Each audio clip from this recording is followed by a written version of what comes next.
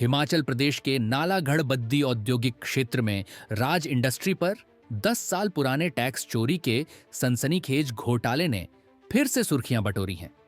वेली दयोल में स्थित इस साबुन बनाने वाली कंपनी पर 2015 में फर्जी बिलों के माध्यम से करोड़ों रुपये की टैक्स चोरी का आरोप है, जो पूर्व लैब कर्मचारी होशियार सिंह की हाई कोर्ट शिमला में दायर याचिका से उजागर हुआ। हाई कोर्ट ने संज्ञान लेते हुए SIU स्पेशल इन्वेस्टिगेशन यूनिट और state vigilance anti corruption bureau को जांच सौंपी, जिसकी रिपोर्ट में साफ हो गया कि कंपनी ने दिल्ली से फर्जी कंपनी राइस ब्रान ओनिल के बिल्लों का इस्तेमाल कर रॉ मटेरियल का दिखावा किया, जबकि कोई माल कभी राज कंपनी में पहुंचा ही नहीं। अब GM राकेश मित्तल पर IPC की धारा 420 सहित अन्य धाराओं के तहत मामला दर्ज हो गया है और होशियार सिंह ने सरकार से स्पेशल जांच टीम गठित कर इस उद्योग में निष्पक्ष जांच की मांग की है। होशियार सिंह, जो 2010 से 2016 तक कंपनी में काम करते थे, ने बताया, मैंने देखा कि दिल्ली से राइस ब्रान ओनिल फर्जी कंपनी के फर्जी बिल आते थे, लेकिन कोई भी रॉ मटेरियल कभी नहीं पहुंचा। प्रबंधन दबाव बनाकर फर्जी रिपोर्ट तैयार करवाता था। 2015 में नौकरी के दौरान मैंने टैक्स एंड एक्साइज विभाग के एडिशनल कमिश्नर DC नेगी को शिकायत की और उनके व्हाट्सएप नंबर पर सभी फर्जी बिलों की कॉपी भेजी थी। ऐसे व्हाट्सएप फर्जी बिल्स की कॉपी कई बार भेजी गई थी। फिर उन्होंने रेड टीम बनाकर 27 अगस्त 2015 को राज कंपनी में रेड की गई और यह रेड पूरा दिन शाम तक चलती रही और इसमें red head office Pradeep Sharma थे और टीम रेड के बाद जरूरी दस्तावेज ले गए और मामला दबा दिया। 2021 में RTI से कुछ नहीं मिला तो हाई कोर्ट गया। उन्होंने कहा, 2015 में पूरे साल फर्जी बिलों से करोड़ों का घोटाला हुआ। दिल्ली के एड्रेस पर फैक्ट्री की जगह छोटी दुकान पाई गई।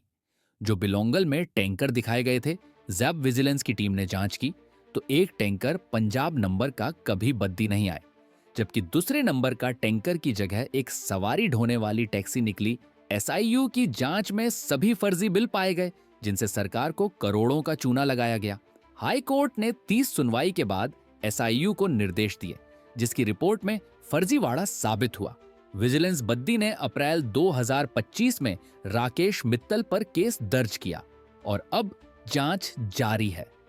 होशियार सिंह ने कहा कि सरकार को युवा अधिकारी जांच टीम गठित कर उद्योगों में जांच करनी चाहिए, तो अरबों का घोटाला उजागर हो जाएगा। उन्होंने प्रदेश सरकार के मुख्यमंत्री ठाकुर सुखविंदर सिंह से मांग उठाई कि फर्जी बिल टैक्स चोरी जैसी संबंधित कंपनियों पर सख्त कार्रवाई की जाए। टैक्स एंड एक्साइज अधिकारियों पर भी भ्रष्टाचार के आरोप हैं, जो मामलों को दबाते हैं।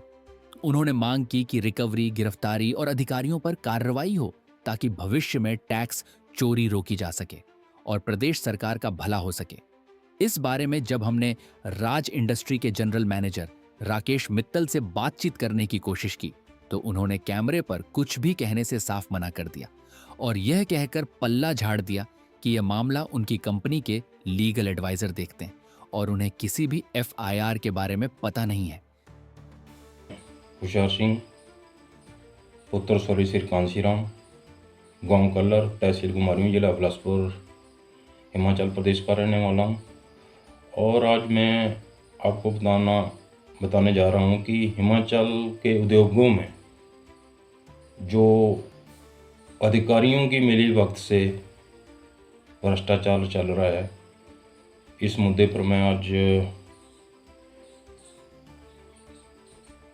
आप सबको बताने जा रहा हूं। देखिए, हिमाचल में बहुत सारे उद्योग हैं, हजारों लाखों के हिसाब से उद्योग हैं, लेकिन आज भी प्रदेश की आर्थिक स्थिति ऐसी है, बन चुकी है कि अधिकारियों कर्मचारियों को तनख्वाह देने के लिए सरकार के पास पैसा नहीं। प्रदेश सरकार ने बहुत सारे हिमाचल में उद्योगों बैठाए हैं ताकि हिमाचल के लोगों को काम धंधा मिल सके, रोजगार मिले और उद्योगों की वजह से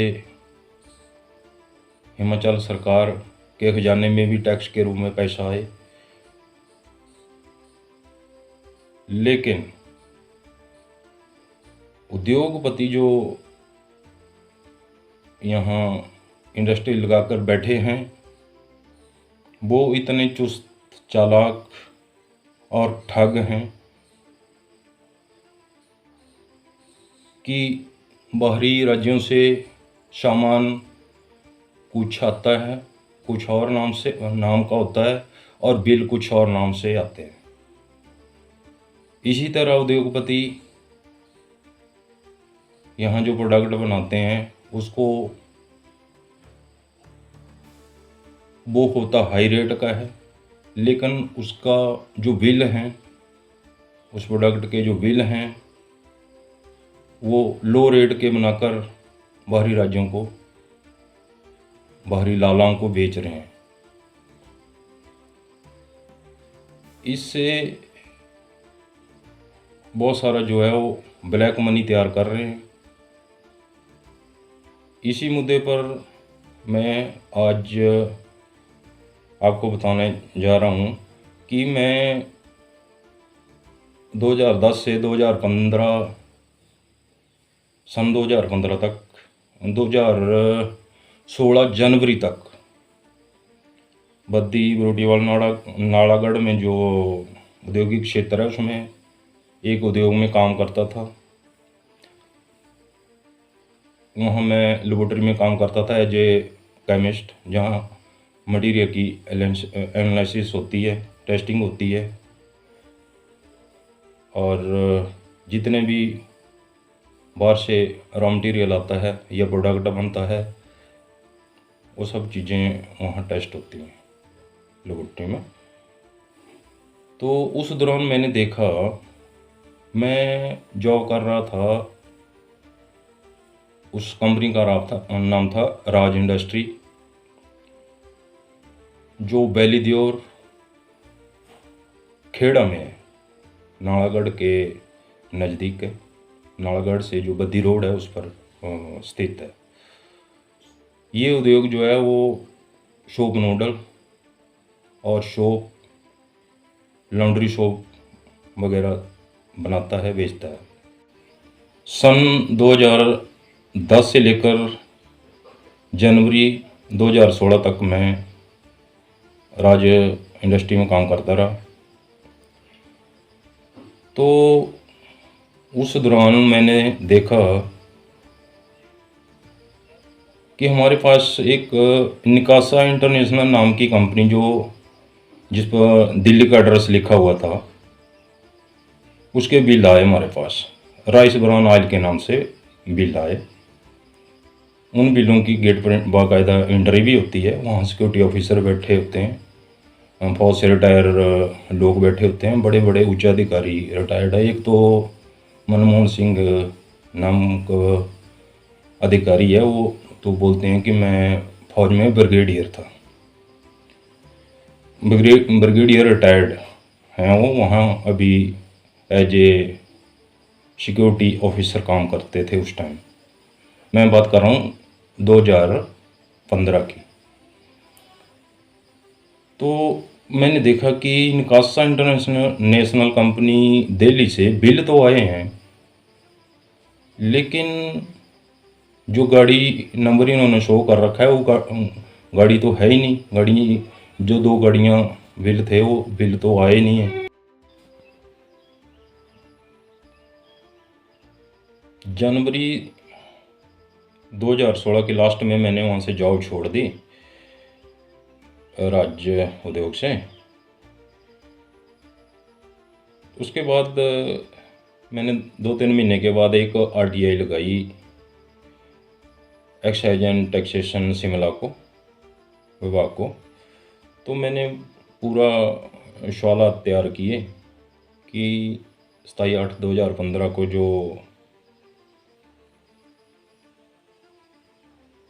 मैंने शिकायत की थी, उस पर जो आपने रेड की थी, मामला पकड़ा था, उस पर आपने क्या क्या कार्रवाई की, क्या क्या चीज़ें पकड़ी, कौन कौन लोग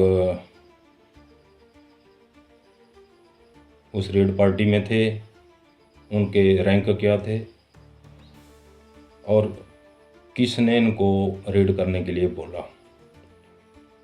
तो आरटीआई में हमने ये सवाल पूछे थे। जब हमने ये सवाल पूछे तो उसके बाद इन्होंने एक्साइज वालों ने कंपनी को बोला कि ऐसे ऐसे वो आरटीआई मांग रहा है, इसके ऊपर दबाव बनाओ।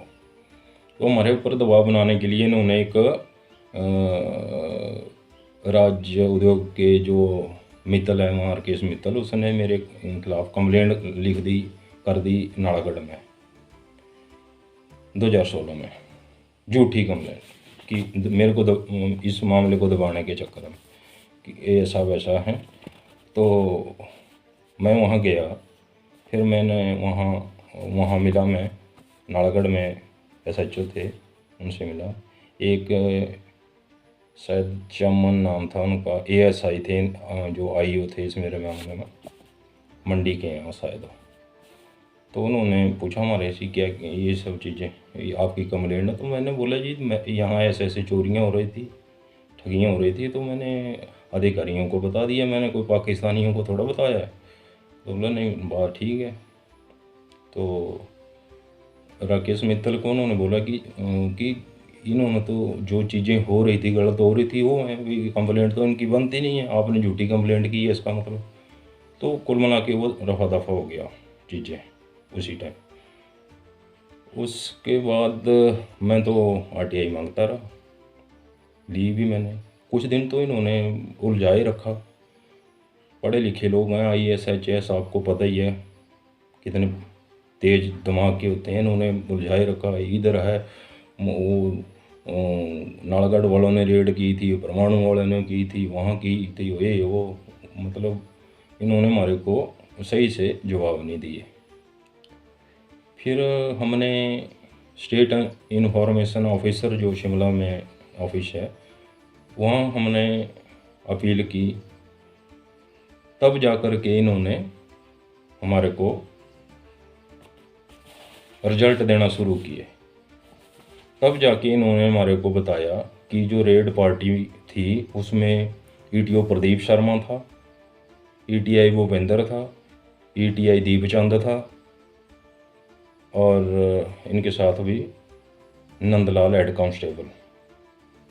ये मेरे को RTI में कागज़ मिला और ये कागज़ भेजा है doctor Sunil Sharma, deputy excise and taxation, flying squad परमाणु, साउथ जोन परमाणु, सोलन। इन्होंने भेजा हमारे को ये, जब हमने अपील की, वरना ये बता ही नहीं रहे थे कि इस मामले को किसने पकड़ा, क्या किया क्या नहीं किया। और इन्होंने, डॉक्टर सुनील ने ये भी लिख के दिया है कि जो रेड हुई है उसका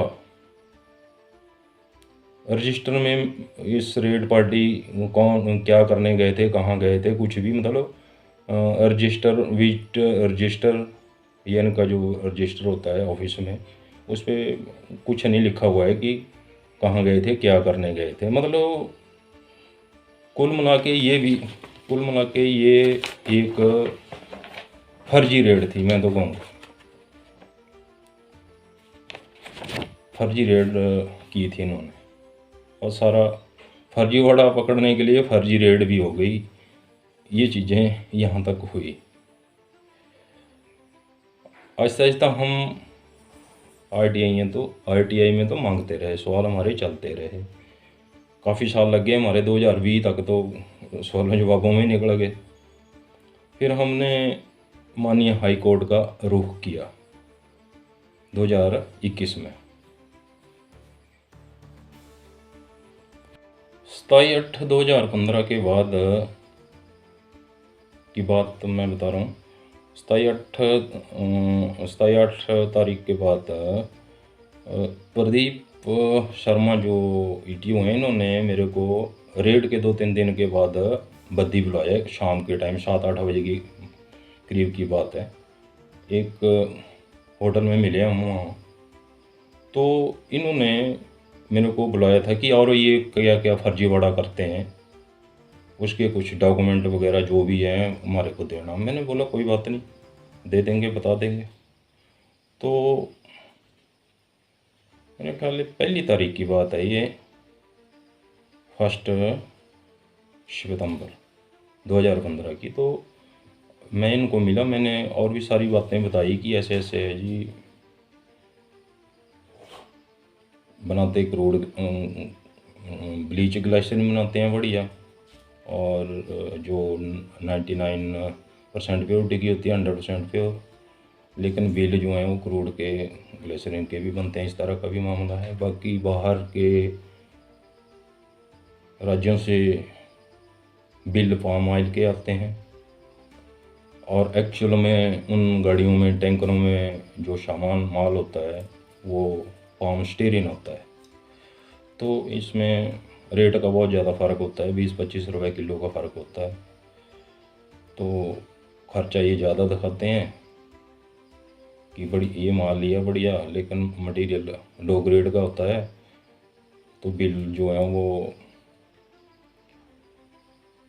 हाई ग्रेड के और मटीरियल लो ग्रेड का। तो जिससे माल लो ग्रेड का लिया उसको तो पैसा लो ग्रेड के हिसाब से देते हैं। बाकी का जो बीच का गैप है वो इनका ब्लैक मनी हो जाता है। इस तरह का चीज़ें शेयर हुई हमारी प्रदीप शर्मा ईटीओ के साथ। और भी बहुत सारी चीज़ें हमने उनको बताई। हमने सोचा ये बड़े अच्छे अधिकारी हैं, इस चीज़ के ऊपर काम करेंगे। जो भ्रष्टाचार हो रहा है, लोग काला धन बना रहे हैं, टैक्स चोरी कर रहे हैं, ये इनको पकड़ेंगे। तो इन्होंने आश्वासन दिया मेरे को कि हम बहुत इस पर बहुत अच्छे तरीके से वर्क कर रहे हैं। बिल तो सारे जो मैंने पकड़े हैं वो डीसी नेगी साहब और जेसी चौहान उस पर इंक्वायरी कर रहे हैं, सारी जांच पड़ताल। तो ये सब चीज़ें होकर रहेंगी, हमने मामला पकड़ा है। लेकिन ताज्जुब की बात है कि सितंबर 2 को ये हमारे जो मालिक लोग थे उस कंपनी के, साहिल बंसल, संजीव बंसल और राकेश मित्तल, जो वहाँ पे कमर्शियल जेम है, ये शिमला गए हुए थे।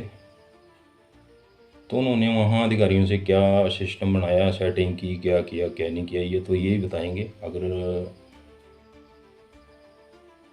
अधिकारियों ने क्यों वो बिल फर्जीवाड़े वाले सारे बिल इनको क्यों दे दिए, ये तो डीसी नेगी, जेसी चौहान और प्रदीप शर्मा जो है ईटीओ,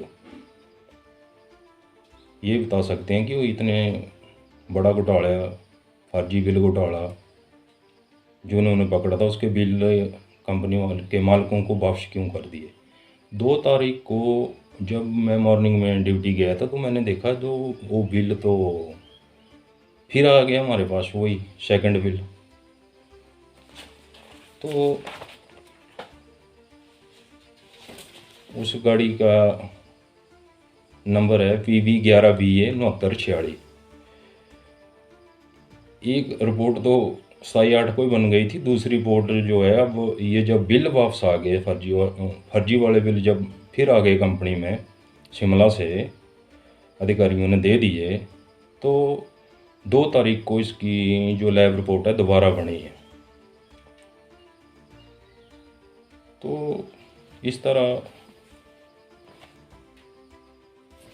उद्योगों में फर्जीवाड़ा चल रहा है। उद्योगपतियों के साथ अधिकारी मिले हुए हैं। ऐसे में प्रदेश आर्थिक तौर पर समृद्ध होगा या कमज़ोर होगा, ये तो हिमाचल वासी खुद ही समझ सकते हैं। ये सच्चा पक्का मामला हमने अधिकारियों को दिया था। हमने सोचा था ये IAS HAS अधिकारी बड़े ईमानदार होते हैं, अच्छे पढ़े लिखे होते हैं, अच्छा काम करते होंगे। लेकिन असली बात का तो तब पता चला कि ये तो सारा सिस्टम ही बिका हुआ है। देखो इतना बड़ा मामला पकड़ा और फर्जी बिल फिर उद्योगपतियों को दे दिए। तो ये हालात है हमारे हिमाचल के उद्योगों में। उसके बाद की बात करूं मैं तो निकासा इंटरनेशनल कंपनी से तो बिल आना, इस तरह के फर्जी बिल आना बंद हो गए, लेकिन माँ काली एग्रो के आना शुरू हो गए। तो जब माँ काली के बिल आना शुरू हो गए, फिर वही फर्जीवाड़ा चला, फर्जी बिल और रिपोर्ट बनाना। अगर बनाए फिर भी बनाते थे, सभी बनाते थे। जो नहीं बनाने को बोलता था धमकी देते, हमको भी धमकियाँ मिली लालाओं की तरफ से, नौकरी करनी है तो करो, नहीं तो दफ़ा हो जाओ, ये वो। तो सब चीज़ें चलती रही। फिर हमने माँ काली एग्रो, वहाँ से भी राइस ब्रांड शो कर रखा था बिलों पर, तो फर्जी बिल के हिसाब से रिपोर्ट बनाते रहे। मैंने डीसी नेगी को इसके बारे में बताया, उसको मैंने इसकी कॉपी भी व्हाट्सएप की डीसी नेगी को। तो उसने मेरे को फ़ोन पर बताया कि बहन जो फैक्ट्री वाले पुराने लोग हैं, ये हरामी हैं, ऐसे करते हैं। मैं सर करते हैं तो आप इतने बड़े अधिकारी हैं, आप इन पर कंट्रोल क्यों नहीं करते? आपने वो पिछले भी बिल वापस कर दिए, क्या चल रहा है ये? तो बोला छोड़ो यार, ऐसे उन्होंने फ़ोन काट दिया मेरा उसके बाद। इंटरनेशनल कंपनी जो दिल्ली बेस्ड बिलों पर जो ऑर्डर्स बता रखा था, उसका जो ये अवैध कारोबार फर्जीवाड़ा सन 2015 में लगभग पूरा साल ही चला। तो मैंने जो है इसकी शिकायत एक्साइज एंड टैक्सेशन विभाग में शिमला में करी। शिकायत जो है हमने जेसी चौहान, जो एक्साइज एंड टैक्सेशन विभाग में उस समय 2015 में कमिश्नर थे, टेलीफोनिकली मैंने उसको शिकायत की कि सर ऐसे ऐसे बाहर से सामान तो आ नहीं रहा है, फर्जी बिल ही आ रहे हैं, और उसी हिसाब से ये कंपनी वाले मालिक लोग साहिल बंसल, संजय बंसल, या फिर इनके जो अधिकारी यहाँ हैं कंपनी में, राकेश मित्तल, जीएम कमर्शियल, वो हमें बोलते थे कि फर्जी बिल के हिसाब से रिपोर्ट बना दो, जो भी है एक्चुअल रिपोर्ट बढ़िया बना दो भी बिल के हिसाब से। तो मैंने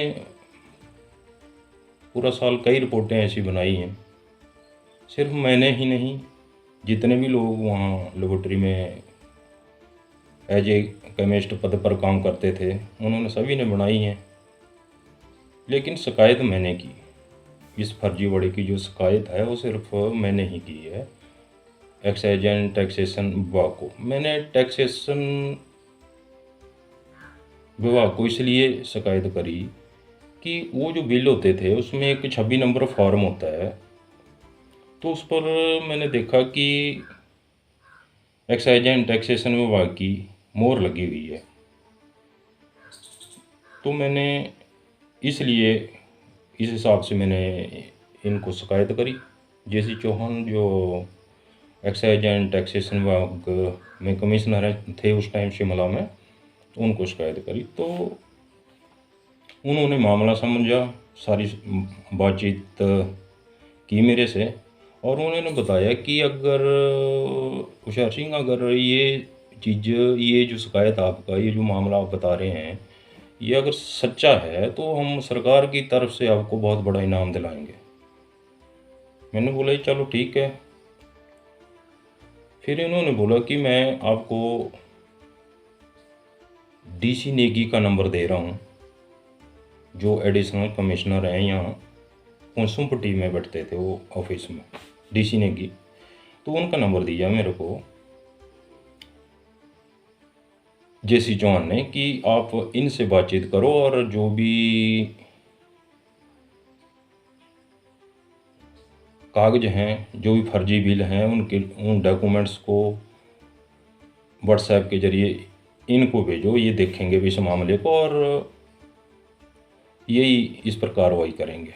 मेरे को उन्होंने डीसी नेगी का नंबर दिया। मैंने उनको कई फर्जी बिल भेजे उस दौरान, जो फर्जी बिल दिल्ली से आते थे वो मैं इनको भेजता रहा, कई बार भेजे मैंने। तो एक बार इन्होंने फिर मेरे को बोला कि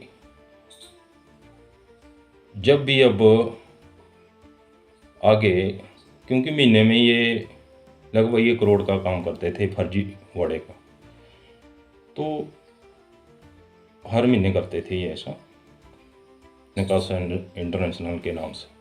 तो मेरे को डीसी नेगी साहब ने बताया कि अब नेक्स्ट जब भी बिल आएंगे मॉर्निंग टाइम में, जैसे ही बिल आया मेरे को तुरंत बता देना। तो मैंने क्या किया, 27/8/2015 को जैसे ही निकासा इंटरनेशनल कंपनी के बिल हमारे पास वहाँ लॉटरी में पहुँचे, सिक्योरिटी गार्ड लेके आया, तो मैंने तुरंत इसका फ़ोटो जो है बिलों का वो डीसी नेगी को व्हाट्सएप भेज दिया। मैंने 2 गाड़ियाँ आई थी 27/8/2015 को, ऐसे फर्जी बिलों वाला फर्जी बिल। गाड़ियाँ तो 100 आई, कुछ नहीं आया था। फर्जी बिल लिए थे RVL के नाम से, राइस ब्राउन ऑयल के नाम से। तो जी मैंने डीसी साहब को, एडिशनल कमिश्नर शिमला में थे, उनको फर्जी बिल के फ़ोटो खींच के भेज दिए कि ये आए हुए हैं। तो उन्होंने फिर टेलीफोनिकली मेरे से बात की कि ऐसा है कि मैं एक रेड पार्टी भेज रहा हूँ वहाँ, वो कार्रवाई करेंगे, वो जांच पड़ताल करेंगे, तो आप उनको सपोर्ट करते रहना टेलीफोनिकली। मैंने बोला ठीक है। तो लगभग 10:30 बजे एक्साइज एंड टैक्सेशन विभाग के जो अधिकारी हैं वो कंपनी में आ गए और उन्होंने जांच पड़ताल शुरू कर दी। तो उस जांच पड़ताल के लिए जो अधिकारी आए थे, जो हमें RTI में नाम मिले, वो 27/8/2015 को जिन्होंने रेड की, उनके नाम है ETO Pradeep Sharma, ETI Bhupendra, ETI Deepchand, और इनके साथ एक हेड कांस्टेबल भी थे, नंदलाल नाम है उनका। तो ये सारे 4 लोग आए थे कंपनी के अंदर। इन्होंने जांच पड़ताल की। निकासा इंटरनेशनल जो फर्जी वाले बिल थे इन्होंने सारा कुछ देखा। तो मेरे को जो प्रदीप शर्मा ETO थे उस टाइम, इन्होंने मेरे को फ़ोन पर मेरे से बात की और बताया कि ऐसे ऐसे हमने ये मामला पकड़ लिया है, तो टोटली ये फर्जी वाड़ा है और ये मैं सारे डॉक्यूमेंट जो फर्जी बिल हैं ये मैं साथ ले जा रहा हूँ और ऊपर ऑफिसरों को बताऊँगा, शिमला ले जा रहा हूँ मैं। तो इन्होंने लगभग 4 बजे तक, शाम 4 बजे तक जांच पड़ताल की है। कोई 1 आधे घंटे की बात नहीं है, पूरा दिन बात की है इन्होंने, जांच पड़ताल की वहाँ। तो सारे कागज़ ले गए। 4 बजे के करीब, 4 साढ़े 4 का टाइम होगा जब ये कंपनी से आउट हुए थे। ये है बात 27/8/2015 की।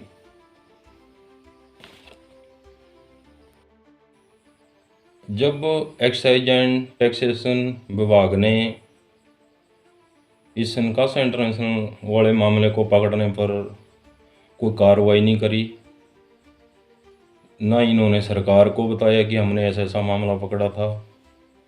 जब इन्होंने इस मामले को दबाने की ही हमेशा कोशिश की, तो 2021 में हमने माननीय हाई कोर्ट में एक याचिका डाल दी, एक एप्लीकेशन, जिसमें हमने सारा कुछ ये मामला लिखा हुआ था। तो उस पर बहुत समय तक काम चलता रहा, हियरिंग होती रही। लगभग 30 टाइम इस मामले पर हियरिंग हुई है माननीय हाई कोर्ट में। तो माननीय इन्होंने तो वहाँ भी उद्योगपतियों ने और अधिकारियों ने बहुत सारी कोशिशें की कि ये मामला लगे ही ना किसी भी एंगल से, मतलब इन्होंने इसको मामले को दबाने छुपाने के लिए बहुत सारे अपने टैक्ट शो किए कि मामला नहीं बनता, ऐसा है वैसा है, ये तो फर्जीवाड़ा है ही नहीं। बहुत सारी चीज़ें इन्होंने बताई वहाँ कि ऐसा कोई मामला नहीं है फर्जी वाला। अपनी तरफ से इन्होंने पुरजोर लगाया उद्योगपतियों ने। लेकिन जब हमने रिक्वेस्ट हम करते रहे आगे कि एक बार इस पर इंक्वायरी तो होनी चाहिए सर, माननीय हाई कोर्ट से हमने एक बार इंक्वायरी, तो माननीय हाई कोर्ट ने आदेश जारी किए state vigilance and anti corruption bureau को, शिमला वालों को, कि इस पर इंक्वायरी होनी चाहिए गहराई से।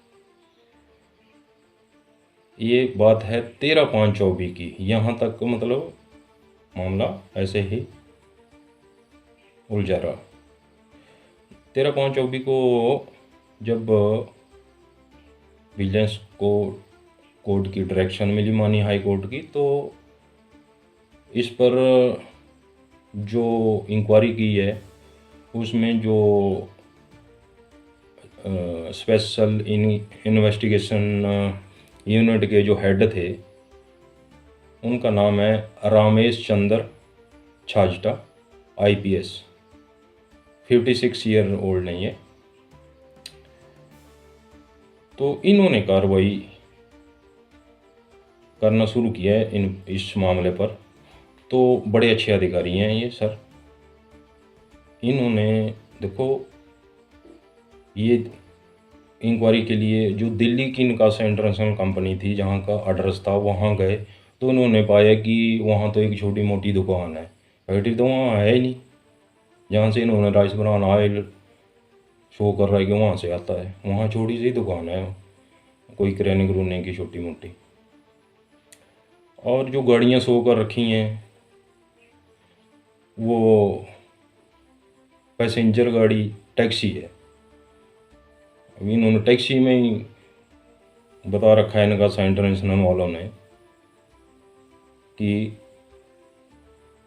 12-15 टन 20 टन माल हिमाचल जाता है दिल्ली से टैक्सी गाड़ी में, पैसेंजर गाड़ी में, हैं जी। तो ये जो रामेश चंद्र छाजटा जी हैं, इन्होंने हर मामले पर हर एंगल से वर्क किया। तो इन्होंने पाया और माननीय हाई कोर्ट को सारी रिपोर्ट भी सबमिट की है, एक कॉपी मेरे को भी दी है। तो इसमें दूसरी जो गाड़ी थी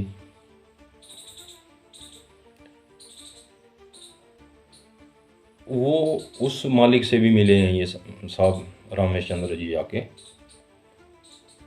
छाजटा जी।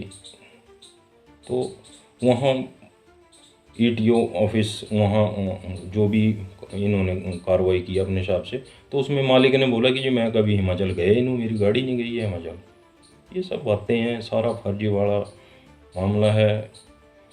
अगर ये IAS HAS अधिकारी ईमानदार हों, प्रदेश के प्रति, देश के प्रति, मातृभूमि के प्रति ईमानदार होते, तो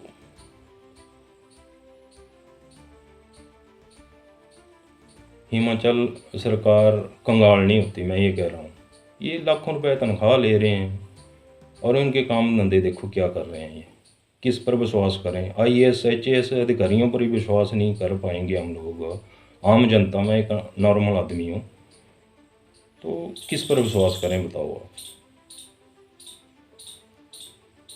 तो अभी इंक्वायरी, अभी ये जो विजिलेंस इंक्वायरी है अंडर प्रोसेस है अभी। इस पर FIR हुई हैं। FIR जो है वो 420, 465, 468, 120B IPC के तहत ये मामला दर्ज हुआ है। और ये मामला बद्दी में जो थाना है स्टेट विजिलेंस वालों का, उसमें है। और जो इंक्वायरी कर रहे हैं वो स्पेशल इन्वेस्टिगेशन टीम जो है वो शिमला की है।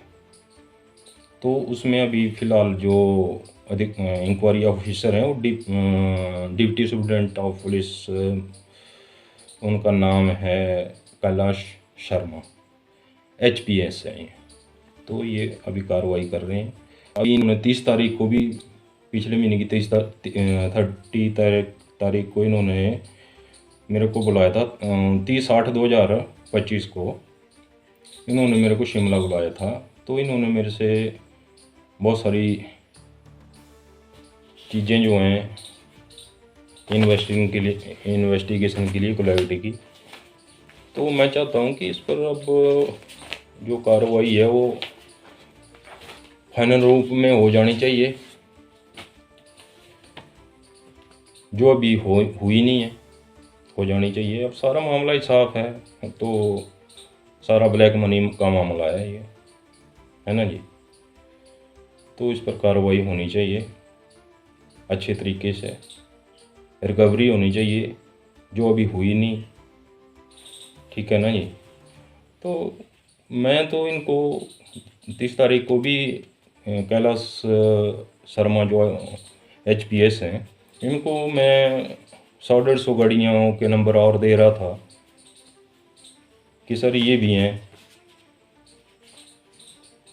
इनमें माल आया हुआ, 100 किया हुआ है। कोई स्कूटर का नंबर है, कोई टैक्सी का नंबर है, कोई स्कूल बस का नंबर है, कोई मोटरसाइकिल है, कोई हुंडई कार है।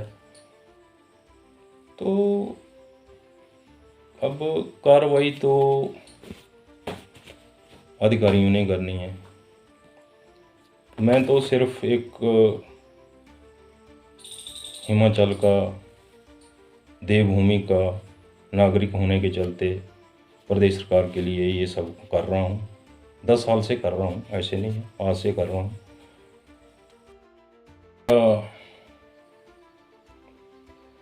माननीय मुख्यमंत्री साहब सुखविंदर सिंह सुक्खू जी और उद्योग मंत्री चौहान साहब, इनसे प्रार्थना है कि सर ये जो औद्योगिक क्षेत्र है इस एरिया में जो नवयुवा अधिकारी हैं, IAS HAS हैं, उनको उतारिए। 2-3 महीने की इनको ट्रेनिंग भी होनी चाहिए कि कितनी इंडस्ट्रीज हैं। सभी अधिकारियों और कर्मचारी जितने भी हैं, ATI जो भी हैं, वो ऑफिस में बैठने से, कंप्यूटर पर बैठने से काम नहीं चलेगा। थोड़ा ग्राउंड वर्क करना पड़ेगा कि हिमाचल में बाहरी राज्यों से क्या क्या मटेरियल आ रहा है और यहाँ उद्योग क्या क्या प्रोडक्ट बनाते हैं। जो गाड़ियों में प्रोडक्ट बाहरी राज्यों को बेचा जा रहा है वो क्या सच में गाड़ी में भी हैं या बिल ही हैं उसके। ये सब चोर ठग उद्योगपतियों को अगर पकड़ना है तो अधिकारी तेज होने चाहिए। तेज अधिकारी होंगे, ईमानदार अधिकारी होंगे, तभी प्रदेश सरकार के खजाने में कुछ आएगा।